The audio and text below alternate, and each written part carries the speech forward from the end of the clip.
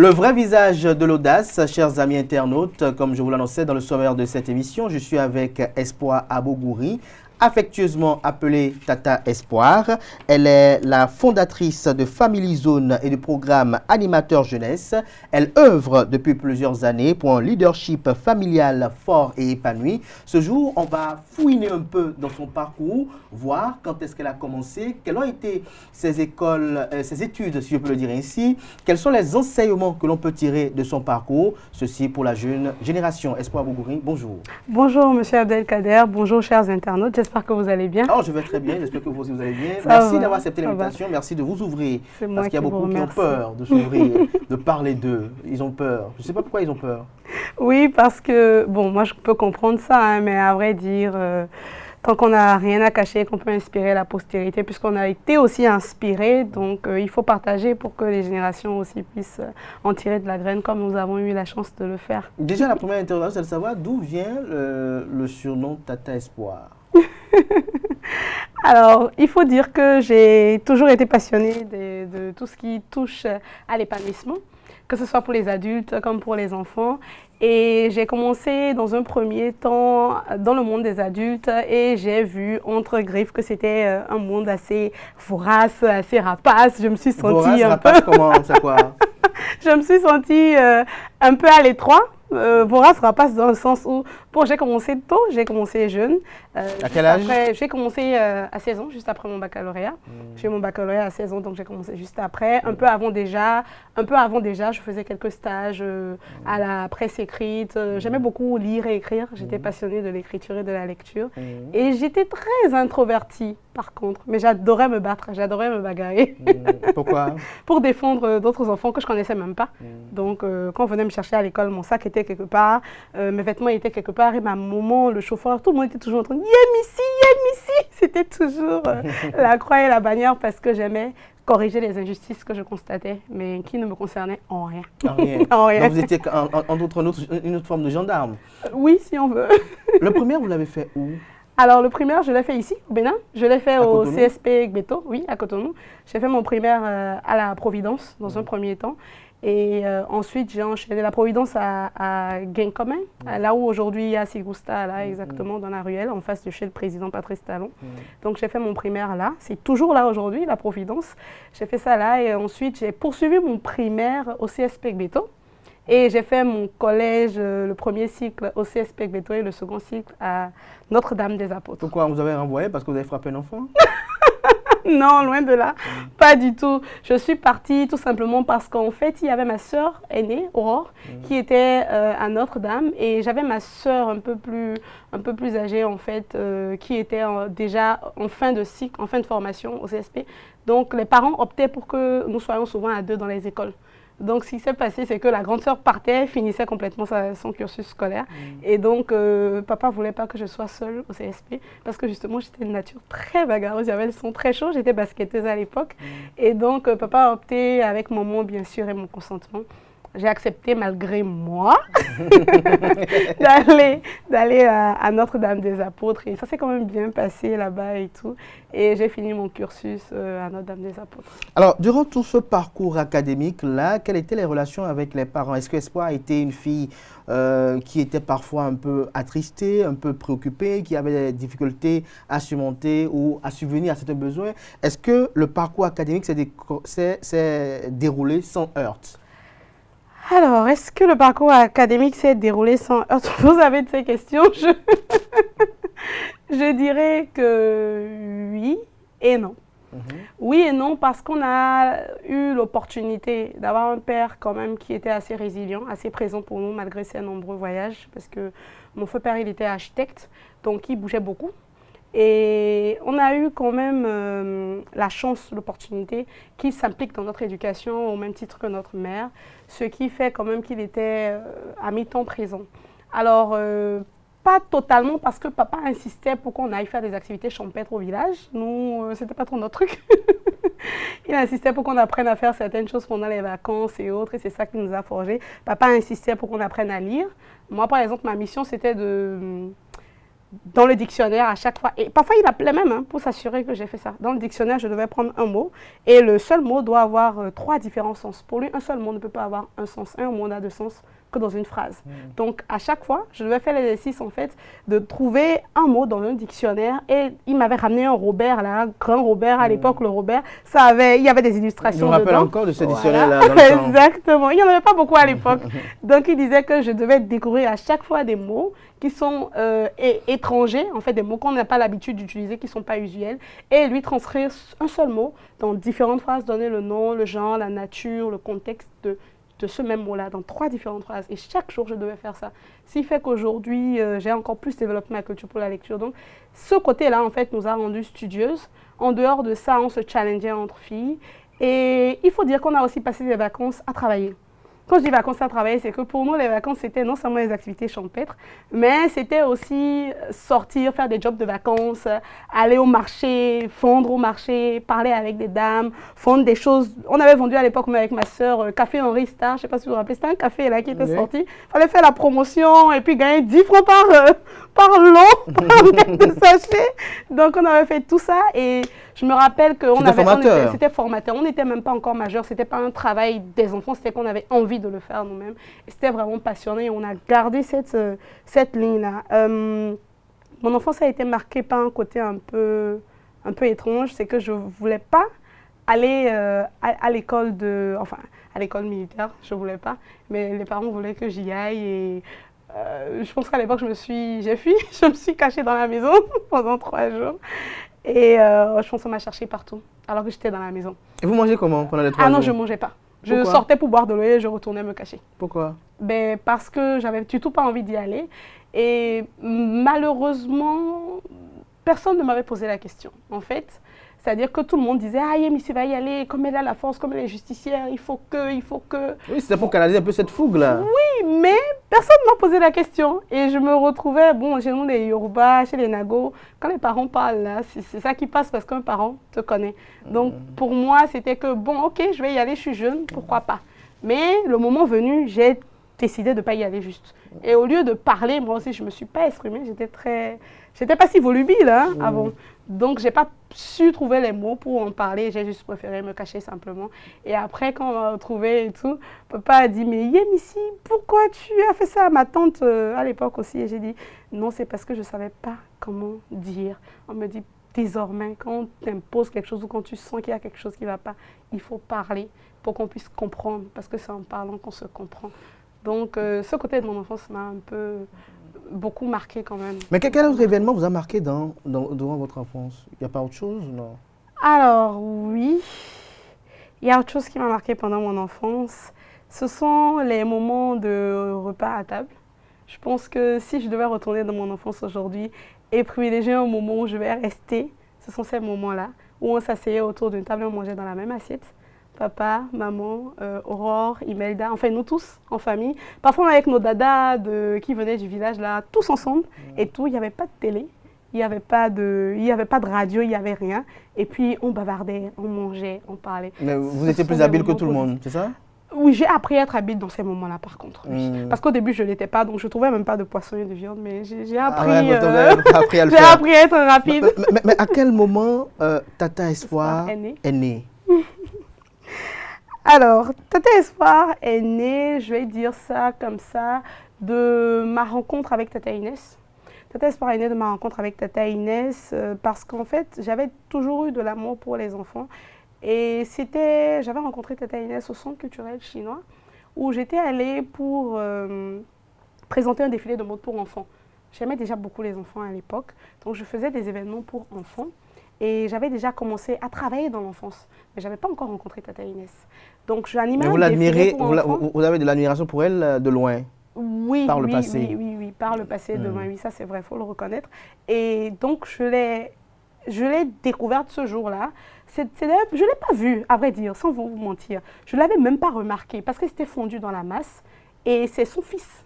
Elle était avec un de ses garçons, que j'ai confondu avec une fille parce qu'il avait des cheveux sur la tête. Donc on était au centre, j'étais en train d'animer et tout. Et je disais « Oh, jolie fille, comment tu vas? Viens voir Tata Espoir, on va… » J'ai parlé au petit et tout. Elle me dit « Non, c'est pas une fille, c'est un garçon. » J'ai dit « Pardon ?» c'est un garçon. Je ne l'avais pas encore reconnu. J'ai dit, pardon, d'accord. Mais j'ai dit, j'avais pas encore bien vu ça, en fait. C'est un garçon. Elle dit, oui, c'est un garçon, c'est mon fils, puisque je dis que c'est un garçon.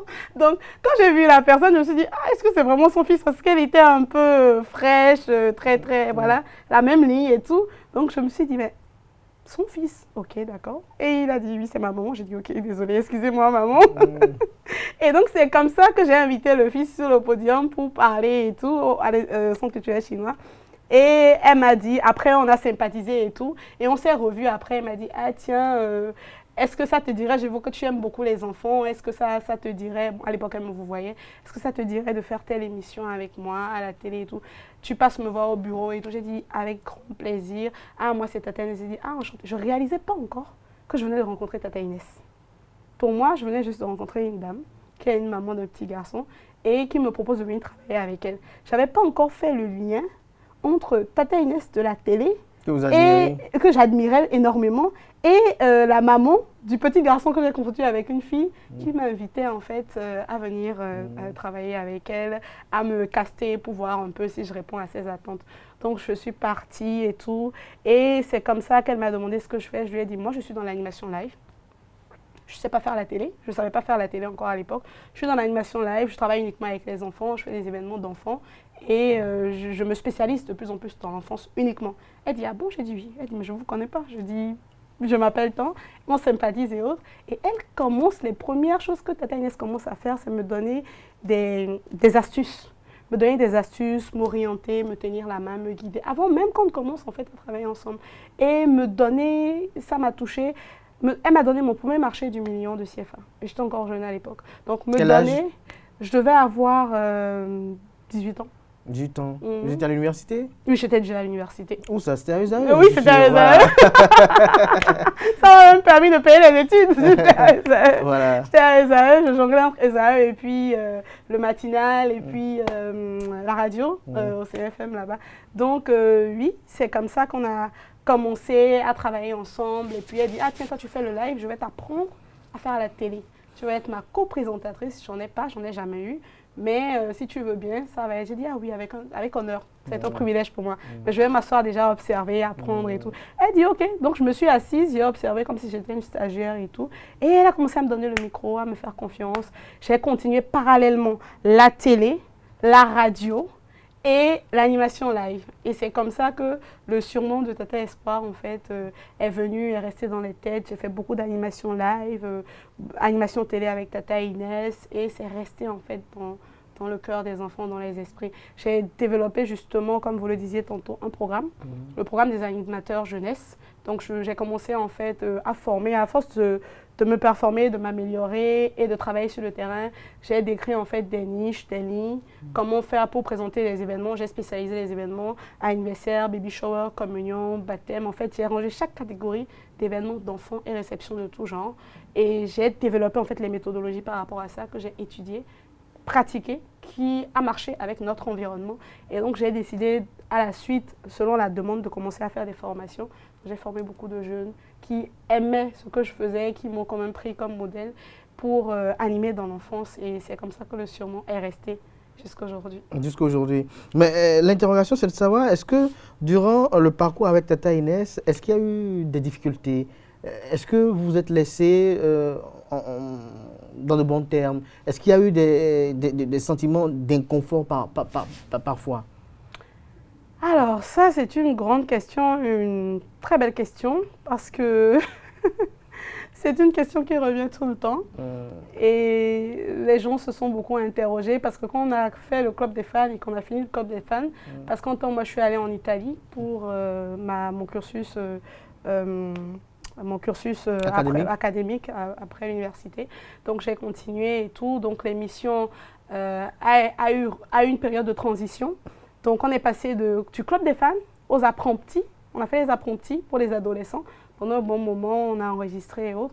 Donc, les gens se sont interrogés parce qu'en même temps, moi, j'ai ouvert mon centre, qui est une ludothèque pour les enfants, les jeunes. Donc, les gens se sont demandé quel problème il y a entre Tata Inès et Tata Espoir. Pourquoi on ne les voit plus ensemble?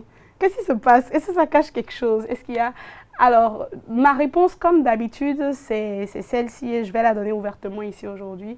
C'est qu'il n'y a aucun problème entre Tata Inès et moi. Tout va très bien. On se voit toujours. Elle est d'ailleurs la marraine de mon livre, je pense que vous le savez. Elle est celle qui a préfacé mon livre, Métier le plus fou du monde, être parent.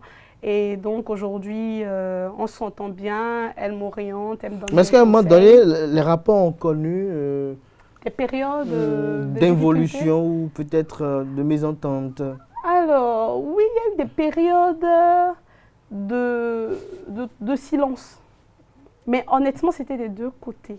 Parce qu'en fait, j'ai une personnalité un peu profonde. Quand je fais quelque chose et que j'ai le nez dedans, j'ai vraiment le nez dans le guidon. Je n'arrive pas à faire autre chose. Vous voyez? Donc, quand j'étais pas là, en fait, franchement, il y a eu de grosses périodes de silence entre Tata Inès et moi. Et quand je suis rentrée et qu'elle aussi, elle faisait sa période de transition parce que là, maintenant, elle occupe un poste directrice de Bénin TV Junior. Donc, dans cette transition-là aussi, il y a eu des silences entre elle et moi. Mais bon, c'était un manque de communication. C'était pas un malaise, c'était pas qu'il y a eu une dispute ou un sujet. Non, il n'y a jamais vraiment sincèrement eu de moment de... Je fouille, mais non, il n'y a jamais vraiment sincèrement eu de moment de clivage entre Tata Inès ou d'incompréhension ou d'inconfort, non. Mais il y a eu des périodes creuses. Il y a eu des périodes où on n'arrivait pas forcément à se joindre et beaucoup plus de son côté parce qu'elle est très très occupée. Et moi quand ça arrive, qu'est-ce que je fais? Je dis, je l'appelle Mamour. Je dis, Mamour, franchement, je suis fâchée, tu ne réponds pas à mes messages. Moi, je ne t'écris plus. Et dès qu'elle voit ça, elle m'appelle. Elle dit, oh non, désolée, joli espoir, j'étais pas à côté, j'étais en déplacement, je suis désolée, comment tu vas? Ah non, non, non, ne te fâche pas. Et puis là, on se comprend. Et voilà, tout repart comme sur des roulettes. Donc moi, j'écris une fois, deux fois, elle ne répond pas. Quand je suis fâchée, je dis, non, mais maman, je suis fâchée. Je suis très fâchée, tu ne réponds pas à mes messages. Là, je ne parle plus, je suis fâchée. Mais aujourd'hui, vous êtes promotrice d'un centre que vous allez nous présenter d'une façon sommaire. Votre parcours, vous le décrivez comment? Est-ce que vous pensez qu'il est celui d'une Amazone? À Gaudier. Très humblement, j'ai pas la prétention de dire que mon parcours est celui d'une Amazone. Je pense que c'est vous qui m'observez, c'est vous qui Est-ce que tout a été mis en place facilement, aisément? Est-ce que pour mettre en place son centre, est-ce que Tata Espoir a eu des soutiens? Est-ce qu'elle a été confrontée à des difficultés? Est-ce que des gens l'ont épaulée? Alors ça a été difficile. J'ai été découragée, j'avoue. J'ai été beaucoup découragée. Déjà, quand j'ai voulu créer ma première entreprise, la seule d'ailleurs, la première entreprise dans l'enfance au Bénin, parce que quand je suis allée à l'époque à la pièce pour enregistrer, c'était, ça va, donc non, je pense. Quand j'étais allée pour enregistrer, ceux qui m'ont reçu là m'ont dit, ah non, pourquoi vous enregistrez une entreprise qui fait uniquement les choses d'enfants? Il faut enregistrer une entreprise normale et puis vous allez ajouter ça là quand la période des fêtes va venir. Je dis, mais pourquoi? Moi, j'ai envie de faire uniquement l'enfance. Ah, mais il n'y a pas d'entreprise comme ça. Vous êtes sûr que vous allez pouvoir vivre avec ça? Je dis, oui, absolument. C'est mon travail à plein temps et c'est mon chemin de vie, c'est ma mission. Donc, quand j'ai déjà créé ça, le premier obstacle était déjà là. Il fallait déjà prouver qu'en tant que jeune qui veut créer une entreprise dans l'enfance, il fallait déjà prouver que Event Kids, qui est uniquement, parce que le nom, c'est Event Kids. C'est événement d'enfants. Donc, voilà, si tu envoies ton registre de commerce ou tu envoies tes papiers quelque part, si ce n'est pas lié à l'enfance, mais tu n'as pas de marché, tu postules à rien. Donc, il fallait déjà prouver ça à ceux vers lesquels je suis allée enregistrer. Et ensuite, il fallait maintenant défendre ça le reste de l'année, en fait, vers des potentiels clients qui devaient devenir des clients. Donc, il y a eu déjà ce premier niveau de difficulté qui était très complexe. Ensuite, quand on a décidé de mettre en place les animations kids, qui étaient spécifiquement des animations dans l'enfance, on a encore été sabotés, torpillés. Par qui? Vraiment, c'est beaucoup. Des rivaux ou de la simple jalousie ou de la pure méchanceté? La pure méchanceté, de la simple jalousie, parfois juste des incompréhensions, parfois c'est juste des personnes qui se disent qu'elles sont bienveillantes et qu'elles voient plus loin que vous, qui voudraient juste vous dire non, ne fais pas ci, on ne fait... Ça n'a jamais eu lieu. Pourquoi toi maintenant tu veux créer quelque chose qui n'existe pas? Il faut faire comme tout le monde. Et puis quand ça là va sortir, tu vas grignoter dedans. Alors, pourquoi tu veux faire enfance? Pourquoi tu veux te spécialiser? Fais généralité. Et quand il y aura spécialité, tu vas prendre un peu dedans. J'ai dit non, c'est enfance, je veux faire. Est-ce que durant votre parcours, En tant que femme, vous avez parlé tout à l'heure de quête de marché et autres. Est-ce que vous avez été soumis parfois à des actes indignes? Je veux parler d'harcèlement sexuel, je veux parler d'autres formes de violence morale. Ça arrive tout le temps. Jusqu'à maintenant? Ça arrive tout le temps. Maintenant, moins qu'avant, parce que vous savez... L'INF effraie plus? Comment? J'ai pas compris. L'INF effraie beaucoup plus, c'est ça? Vous dites moins qu'avant aujourd'hui? Oui, moins qu'avant. Non, c'est même pas lié à l'INF. Je dirais que c'est pas forcément lié à l'INF. Je pense que ce qui est lié à l'INF, c'est par rapport aux mentalités spécifiques de chacun. Mais dans mon cercle, je dirais maintenant moins qu'avant, parce que j'ai acquis beaucoup plus maintenant, j'ai acquis en maturité. Avant, j'étais jeune et je n'avais pas forcément réellement grande expérience dans la manière d'aborder les gens. Les lectures que je faisais avant ne sont plus les lectures que je fais aujourd'hui. Les personnes avec lesquelles j'étais en contact avant ne sont plus forcément les personnes avec lesquelles je suis en contact aujourd'hui. Ma façon d'aborder les clients avant n'est plus la façon dont j'aborde les clients aujourd'hui. Donc, la psychologie du client, chez moi, j'ai su l'étudier. Donc, quand je ne te laisse pas cette ouverture-là, tu ne peux pas. Maintenant, si vous êtes en face de personnes qui ne savent faire que ça, c'est différent. Vous avez la simplicité soit de vous effacer, parce que en tant que femme, on est tout le temps confronté à ça. Et moi, j'ai vraiment été confrontée à ça. Et je vais vous faire la confidence. C'est d'ailleurs l'une des raisons majeures pour lesquelles je suis rentrée dans l'enfance. Je vous disais au départ. J'ai fait la généralité d'abord. Et donc, je suis rentrée dans l'enfance parce que je me sentais plus en sécurité au contact des parents, c'est-à-dire du monsieur et de la dame, papa et maman. Donc, il n'y a plus réellement d'inconfort. Il y a que j'ai un positionnement où je suis un peu en retrait, lié à l'enfant. Donc, vous voyez, j'ai un peu échappé à ça par rapport à cet aspect de la chose. J'ai été, oui, harcelée, beaucoup.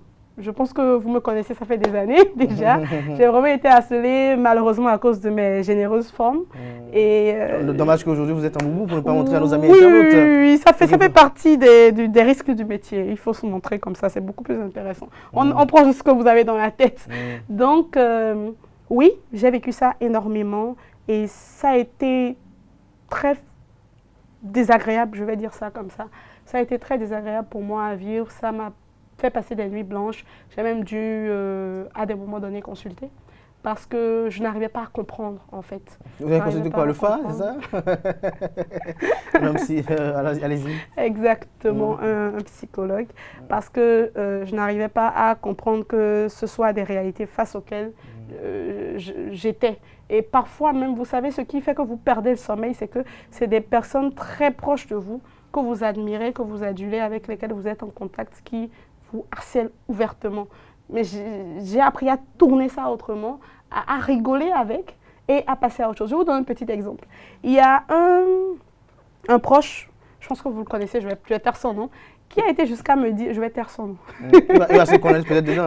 Oui, c'est possible. Qui a été jusqu'à me dire que, on part, tu as vu, notre collègue, elle est partie avec. Mais il faut donner, il faut partager, pourquoi tu gardes? Il faut nous donner depuis là, tu gardes ça, tu fermes. Tu vas partir avec, je dis, c'est pas grave. Je me suis souri, dit, mon frère, si c'est toi seulement là, il est parti avec, c'est pas grave. Vous voyez? C'est très inconfortable, on vit ça, mais bon, après... Mais face à ces inconforts, face à ces mauvaises expériences, face à ces comportements peut-être amoraux, si on peut les qualifier ainsi, quels sont les messages que vous, Espoir, vous avez à envoyer à la jeune génération aujourd'hui, lorsque vous voyez vos jeunes sœurs, vos jeunes filles aujourd'hui, parce que c'est l'essence même de cette émission-là, partager un parcours et bien évidemment envoyer des messages à la jeune génération. Qu'est-ce que vous avez à leur dire en termes de propos épris d'espérance pour ces jeunes filles-là, peut-être qui ont voulu entamer des choses et qui se sont vues bloquées parce qu'on leur a marchandé ou conditionner l'accès ou l'accessibilité à une porte. Qu'est-ce que vous avez à leur dire de façon générale? Qu'est-ce que vous avez à dire à ces jeunes filles-là pour les revigorer, pour qu'elles soient éprises, j'allais dire, d'engouement pour réussir? Vous m'avez posé la question tantôt de savoir si j'ai le parcours d'une Amazone. Si mon parcours a été parsemé d'embûches, oui. Mon parcours a été parsemé d'embûches et justement à ces jeunes filles-là, parce que beaucoup aujourd'hui me voient et ceux qui savent par quoi je suis passée réellement, parce que je pense qu'on n'a pas forcément le temps réel nécessaire d'aborder tous les détails, mais vous aussi, vous en savez quand même quelque chose. J'ai un parcours parsemé de beaucoup d'épines, j'ai décidé de garder le sourire, devant toutes les épreuves. Parce que le plus important pour moi aujourd'hui et pour mon environnement, c'est un environnement sain. Donc à ces jeunes filles, je voudrais dire, on va vous dénigrer, on va médire de vous. Je n'y ai pas échappé, mais je suis toujours debout. Et j'ai toujours souri, j'ai gardé la tête haute. Parce que ce qui est important, c'est qu'au-delà des médisances, au-delà des dénigrements, au-delà des comportements de mauvaise foi, au-delà même du viol, parce que je l'ai subi aussi, je vous le dis ouvertement, il faut toujours se relever. Parce qu'en fait, derrière ça, il ne faut pas perdre de vue l'objectif ultime. Quel est votre objectif? C'est l'objectif qu'il faut regarder. Il ne faut pas s'arrêter aux petits détails près, mais il faut mettre bout à bout les petits efforts pour atteindre l'objectif ultime. Au-delà de tout ça, il faut garder le sourire. Il faut être convaincu de sa destination et il faut être certain que vous allez y arriver même si personne n'y est arrivé. Et donc, moi, j'ai toujours eu cette ferme conviction-là que je serai différente. Quel que soit ce qui se passe, même si 10 milliards de personnes sont en train de me tirer derrière, je vais toujours trouver la force de les tirer et d'avancer. Parce que pour moi, le plus important, c'est d'avancer. Quand je vais tirer là, ils vont ressortir de leur ornière et ils seront obligés d'avancer avec moi et de marcher comme des guerriers à mes côtés. Parfois même de me dévancer et de me valoriser. Et c'est ce qui se passe aujourd'hui. Les personnes qui, pendant longtemps, m'ont découragée, qui ont voulu que j'abandonne parce que les gens me disent « Ah, t'es réalisatrice, t'es animatrice, t'es auteur, t'es ci, t'es ça, pourquoi tu fais tout ça? Tu embrasses trop de choses qui trop embrassent mal et train. » Je dis « Mais chaque moment de ces choses font partie d'un moment précis de ma vie, font partie d'actions spécifiques que j'ai entamées pour atteindre un objectif précis. » Donc, Abdelkader, je voudrais exhorter toutes les jeunes filles qui nous regardent aujourd'hui à prendre confiance en elles, pas seulement dans la bouche, mais dans la véracité des faits. À prendre conscience quelles sont des lumières, quels sont des socles et qu'elles doivent émerger en fait.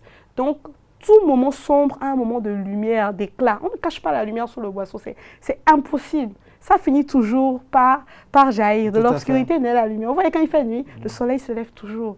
Donc, quand vous avez des obstacles, quand vous avez des épreuves, pleurez un coup, faites ce que vous voulez, criez, mais que ça ne dure pas. Relevez-vous parce que votre objectif doit toujours être ce qui va vous permettre d'avancer. Donc pour moi, le plus important, c'est l'objectif ultime, c'est la conviction, c'est la mission de vie. Le reste, ce sont juste des éléments qui donnent la force pour avancer. 2 petites questions ou 3 maximum avant de conclure.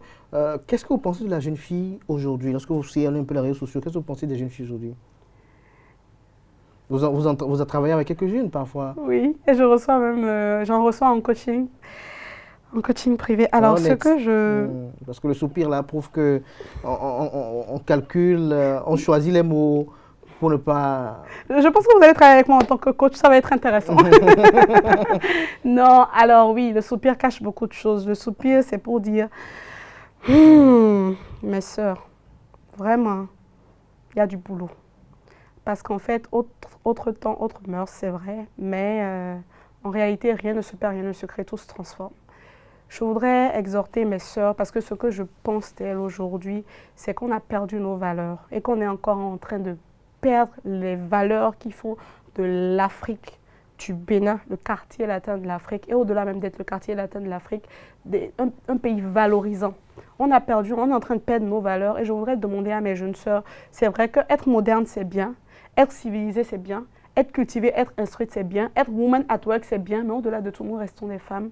Nous restons en fait celles-là qui transmettons réellement l'éducation, qui transmettons des bases. Nous sommes les piliers en fait de l'éducation et de l'instruction aussi, si je peux le dire ainsi. Donc, je voudrais inviter mes jeunes sœurs à ne plus être trop pressées. Parce que quand vous courez, vous êtes pressé, vous allez vite, vous allez vous brûler les ailes. Chaque chose en son temps, c'est step by step. J'entends les gens dire sur les réseaux sociaux, si à 30 ans, tu ne t'es pas réalisé, tu n'as pas encore beaucoup d'argent, tu n'as pas de voiture, tu n'as pas si tu es échoué dans ta vie. Rien ne presse. L'heure du Créateur est la meilleure. Chacun a son chemin de vie, chacun a son étoile. Ça veut dire quoi? Certains ont leur étoile qui brille le matin, très tôt, aux premières lueurs de leur vie. D'autres, c'est entre midi et 2, quand il fait chaud sous le soleil ardent. Certaines encore ont leur destinée au soir de leur vie. Elles vivent heureuses, elles vieillissent en santé. D'autres ont la richesse très jeune et partent tôt. D'autres ont la richesse entre midi et 2 et partent tard. Certaines encore ont la richesse au soir de leur vie et partent encore plus tard épanouies avec leurs arrière-petits-enfants. Donc en fait, il n'y a rien qui vous presse. Dès que vous avez trouvé votre chemin de vie sur Terre et que vous êtes convaincu que c'est ça, et que vous avancez sur votre ligne, vous verrez que rien ne va vous presser. Mes jeunes sœurs sont trop pressées. Elles sont trop pressées. Et pour conclure, quelles sont aujourd'hui vos espérances? Quels sont vos défis? Quelles sont, j'allais dire, vos ambitions les plus nobles? Oui, on va dire nobles parce que j'ai des ambitions qui sont effrayantes pour moi-même. J'ai un rêve qui m'effraie moi-même, mais bon, je vais y arriver. Alors, mes plus grands défis aujourd'hui, c'est réellement de continuer à transmettre au niveau du PAJ, le programme des animateurs jeunesse, pour qu'il y ait beaucoup d'animateurs d'événements de jeunes. Parce que transmettre à l'enfance, c'est éduquer pour la postérité. C'est accompagner l'instruction au niveau de l'éducation pour la postérité. Donc, moi, c'est le premier niveau. Le second niveau, c'est que, franchement, on puisse permettre à tous les enfants d'apprendre en jouant. Je prends l'éducation par les jeux. Donc pour moi, en fait, c'est une éducation en parentalité positive orientée qui permettra à tous les enfants de comprendre comment faire pour devenir des adultes éveillés, aguerris et leaders, avec un charisme qui impacte naturellement. Et le troisième niveau, pour moi, j'aime à le dire ainsi, c'est la concrétisation réelle et profonde de tout ce qui a trait à l'enfance dans l'Afrique de l'Ouest, dans les pays de la sous-région. Donc pour moi, ce sont les trois défis en fait, fondamentaux. Et vous allez constater que ça touche toujours à l'enfance. Parce que, comme j'aime à le dire, ma mission, comme je l'ai découverte, en fait, c'est de transmettre ce qu'il y a de meilleur et de le révéler au niveau des enfants pour qu'on ait des adultes demain aguerris, fiers, pour pouvoir bâtir une nature, un environnement propice pour les générations à venir. Merci à vous, Espoir Abogouri. Je suis resté un peu sur ma faim parce que vous êtes réalisatrice, mais vous n'avez pas parlé de votre parcours, de comment, à quel moment vous avez été au contact du cinéma. Quel a été, je peux dire ainsi, le parcours au niveau du cinéma. Qu'est-ce qui a été, vous n'avez pas dit. D'accord, oui, je vous le dis brièvement. Alors, j'ai été comédienne, pour ceux qui le savent ou qui ne le savent pas, comédienne dans le monde entier. Pas seulement au Bénin, d'accord. J'ai fait d'autres pays. J'ai fait du cinéma en France, en Europe. J'ai fait du cinéma en Italie. J'ai fait du cinéma en Norvège. Donc, j'ai fait aussi du théâtre. Et pourquoi vous avez quitté? Alors, j'ai pas quitté, j'ai fait une transition. J'ai pas quitté, j'ai été comédienne pendant 10 ans. Et parce que ça faisait partie de mon cursus, dès que j'ai fait 10 ans en tant qu'actrice, j'ai décidé en fait de muter maintenant vers la réalisation. Et la prochaine étape pour moi, justement, ça fait partie de mes défis côté cinéma, c'est la production. Donc je fais de la coproduction actuellement et je réalise, mais je vais transiter progressivement vers la production et ensuite ouvrir une école de cinéma. Faites-nous rire pour conclure, puisque vous êtes comédienne. Ah non, je ne suis pas humoriste. Je ne suis pas comédienne humoriste. Ah bon, ok, vous n'êtes pas comédienne humoriste. Non. Merci beaucoup. Merci à vous, Espoir Abogouri. Vous allez rester avec moi en plateau. On va faire venir en plateau à présent Ange Joutiegbe et bien évidemment le professeur de FA, le professeur Bohaliomé. Avec eux, on parle notamment de ce sujet qui a quand même retenu l'attention depuis plusieurs jours, notamment la participation du Bénin au Guinness World Record. Thank you.